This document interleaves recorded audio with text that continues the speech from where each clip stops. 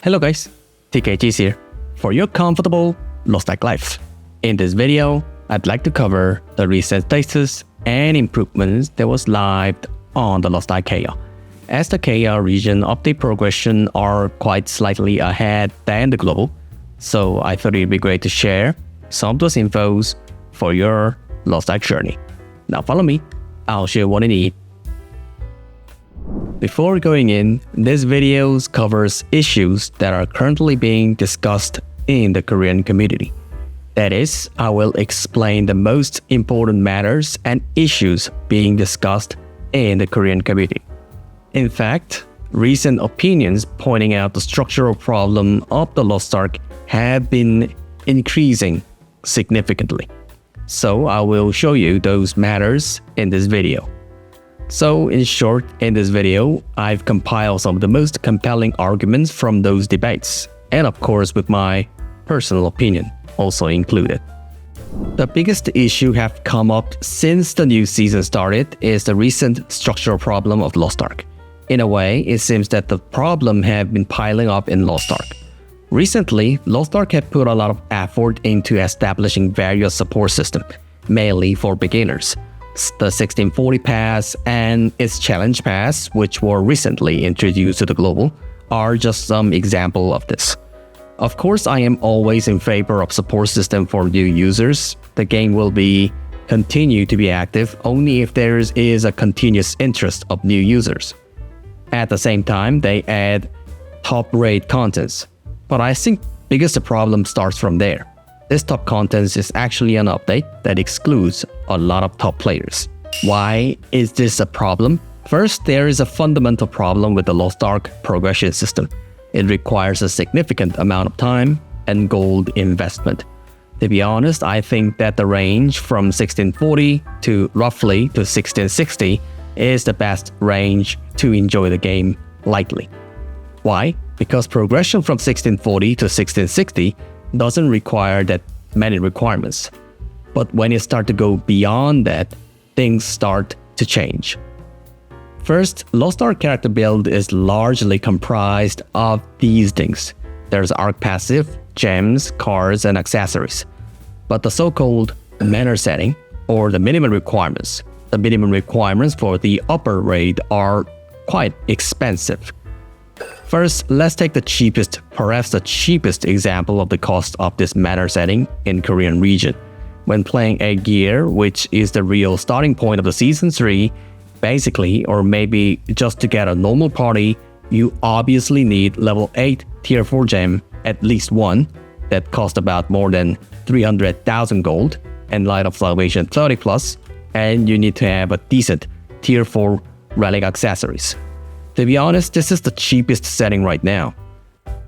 If you go up more from there, you will naturally need more expensive accessories. That is, useful ancient accessories with a certain options and more expensive gems. Not to mention you need the relic engraving level 2, which the cost is quite outrageous. Also, it goes without saying that the card pack that actually cost money without any promises. And what if you have to do the advanced toning?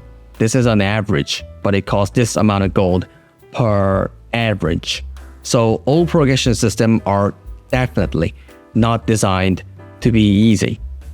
Then honestly, if you ask me, if there's a really big differences between the final contents and the lower contents after spending this much gold, money, or time, to be honest, as a user with this character level of 1700 or higher, I honestly don't know. No, maybe I don't see any clear differences. First of all, there is no clear difference in reward between the daily contents of 1700 and the daily contents from 1640 to 1660. And even if you enter the cube contents right now and doing it, the reward are not that different. Of course, being able to see the relic engraving book is an advantage in some way, but it's not like there's a significant difference either. So, in other words, rather than spending this much money to enjoy high-level contents, there is actually not much difference in enjoying the game while staying at 1640 to 1660, except for the difference is that it's just character progressions. However, the reason why upper-level players still enjoy this game while complaining is because it is the biggest sunk cost. I just invested this much, but if I leave right away, it feels like it would be a waste of money and waste of my characters. But also, I don't want to stay and fall behind, so that makes me keep playing the game. So to put it simply, the more money and gold you spend, the more things you have to use in LostArk. The more things you have to worry about, and the more reward you don't get, which can be seen as a problem with the overall structure of LostArk right now. So you could say that the support structure for the user base is actually reversed. Also, the fact that the current LostArk management has largely missed the timing to fix it is a big problem.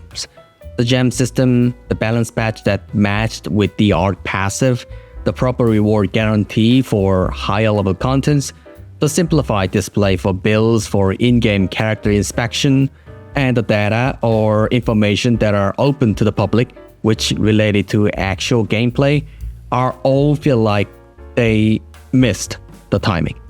As a result, gem have been significant inflation in their value. Design-wise, broken classes and character have been set aside from some contents, and off-site have been replaced with simplified information that is difficult to understand with just in-game information. In addition, the overly easy pass system has also led to a large number of multi-account users, which can be seen as a problem. To be honest, the current LostArk game economy system is quite broken. The ridiculously expensive upper contents requirements are still there, and of course it's good that the price has dropped. And to be honest, I don't know if they introduced a new package to control this inflation, but it's obvious. It seems like they ultimately trying to control inflations with the players' money. So I'm a little disappointed. In addition, the system that burdens users also appears in the multi-captain roster. For example, the process of progressing one character requires the support of the other 5 characters. This is a structure that must be done. Otherwise, the amount of materials and gold equivalent to the amount of these 5 characters must be paid additionally to raise one character. So in simple terms, this structure requires these 5 family members to work for one family members. But what if this one character is broken in terms of character design? That means you are screwed. In addition, changing this one character is not such an easy task. Of course, some things can be reused. In general, cards and gems can be reused. However, stone, accessories, and even elixir, transcendence, and advanced holding must be done all over again. In addition, if the character you are recreating and raising is not a hitmaster but ambush master, you must also set up the engraving from the beginning. So in the end, I think that the newly launched Season 3 is not really a new starting point, but rather a season that all the problems that have been piling up was exploded.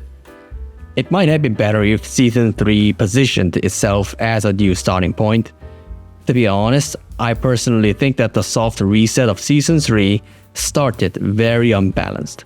And as a result, it ended up in a situation where neither one nor the other was happening. And I think that the late response and non-systemic patch made this situation worse in LostArk right now. That's it for this video. Thanks for watching, everyone. And always, thanks for your big support. Hope this video was a little help for your LostArk journey. And of course, if you like my videos, hit the sub for more upcoming infos. I'll come back with more useful infos in the next video.